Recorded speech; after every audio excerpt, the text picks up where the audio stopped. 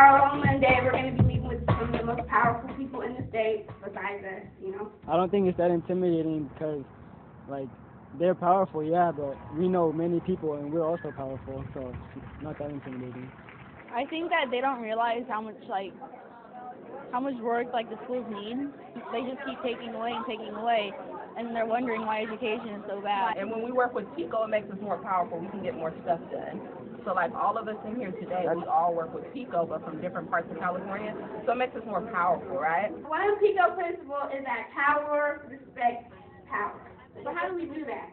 One way is just in our numbers, because today and tomorrow we have over 230 youth and adults that will be in these meetings tomorrow. Hi, I'm Jacob Cook. I am single, just so everyone knows. I'm in 10th grade at the Holt High School, sophomore. I'm a Gemini, like long walks on the beach. Single, too. This meeting is a PICO California meeting, and then sometimes we have PICO national meetings, where like we go to Washington, D.C. or something, and that's when like everybody from across the country goes.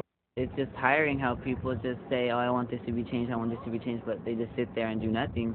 So I decided to take a stand and do something about it. We're the young, you know, like we're going to take over in a while. So was it pretty exciting to be in a hotel room? For me it was my first time, that's why. What were you doing last night? I braided her hair and then put that on TV. And then I went to my room, got in the shower, and went to bed. Actually, and I slept great. That bed was so comfortable. And then a different pillow. It was so great. Me and my mom were trying to work on what we were going to do today and how we were going to act professionally, dress professionally. Don't, like, seem that you have nerves, even though I am really nervous. Yeah, it's exciting because no parents, you know, first time, and yeah, it was a really good experience too. I've never really been in anything like this. You think maybe you made a right decision coming here? Yeah. Yeah. What do you like about it? Everything, like how the kids act, like it's different than what I'm used to. There's two places where we have meetings scheduled today. The Capitol building is where we're meeting with Senator Gloria Negrete-McLeod and our Assembly people, Wilma Carter and Bill Emerson. I've lost 10 family members and friends in the last 5 years.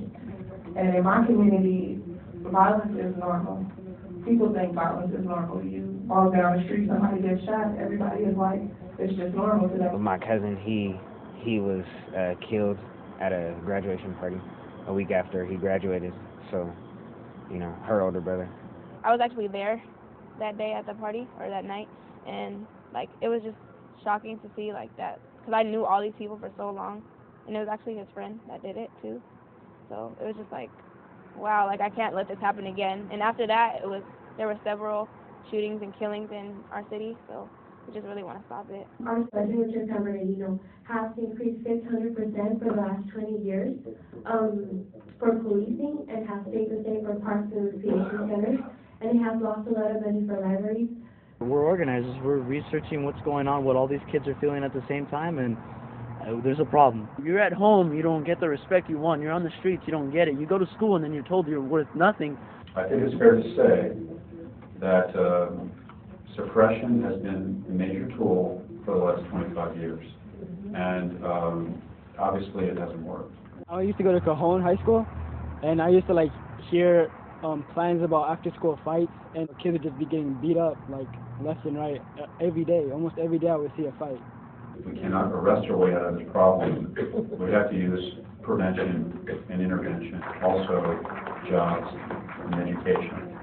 You don't need a lot of police and a lot of security and stuff like that. We just need to give this youth more opportunities.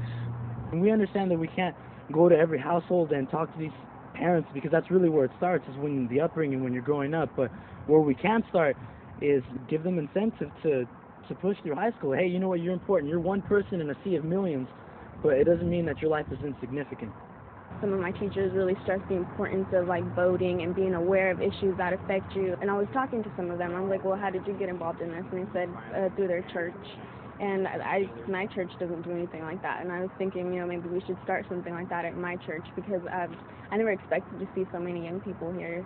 I honestly think the youth need to care about it first, because if we don't care about the issues that's concerning us, who's going to care?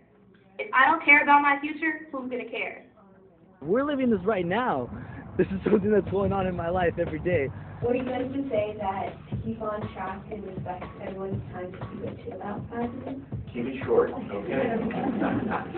I am a politician. Here's what's not going to happen. We are not going to cut $5 billion from public education this year. These are difficult times in California.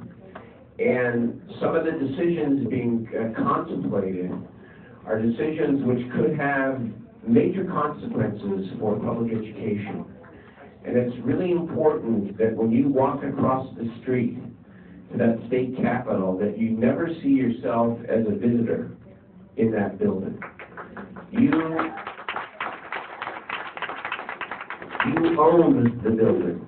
I would like to see the money spent on intervention, prevention in the elementary schools and in the middle schools. I have a little sister, and, everybody has, the younger generation, it's kind of sad to see where their mind is at. And it's not in a positive aspect, so it just hurts my heart to see that type of stuff.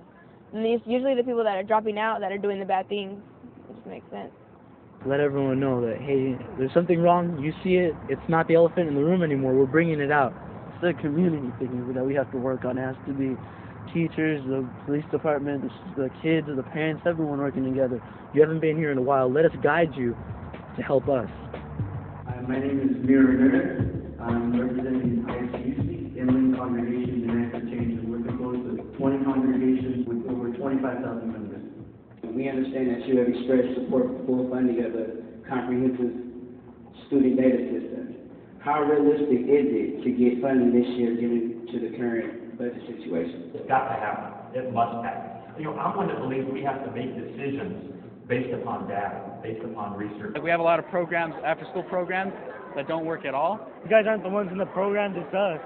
Yeah. And if we don't like them, then what's the point of having them? In PICO, one of the principles that kind of helps us figure out how we're going to act is that the action is in the reaction. I don't think that our students really know how much this will affect us. So I guess the best I can do is just spread the word. I am big time opposed to the budget cuts that the governor will visit upon. I heard that they're going to cut summer school programs.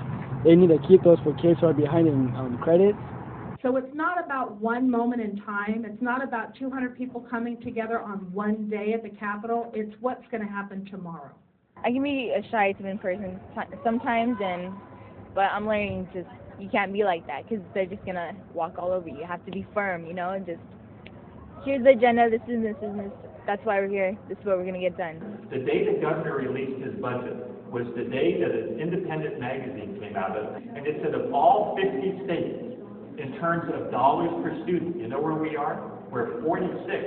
46. I mean, that's embarrassing in terms of investment in the future. An example would be when students or kids overthrew the Chile government for a year and a half, stopped the economy entirely until their demands were met. The governor will tell you we have a spending problem. I think we have a values problem. I would say go with your heart and do what's right and help everyone else, because you got to put other people first sometimes. It's just better because you're actually doing something. Something you're actually going to look forward to, something you can be proud of. I get emotional about this, but I never would have thought that somebody from my community will actually be doing something like this and getting recognized, so I'm just so happy about this. Oh, sorry.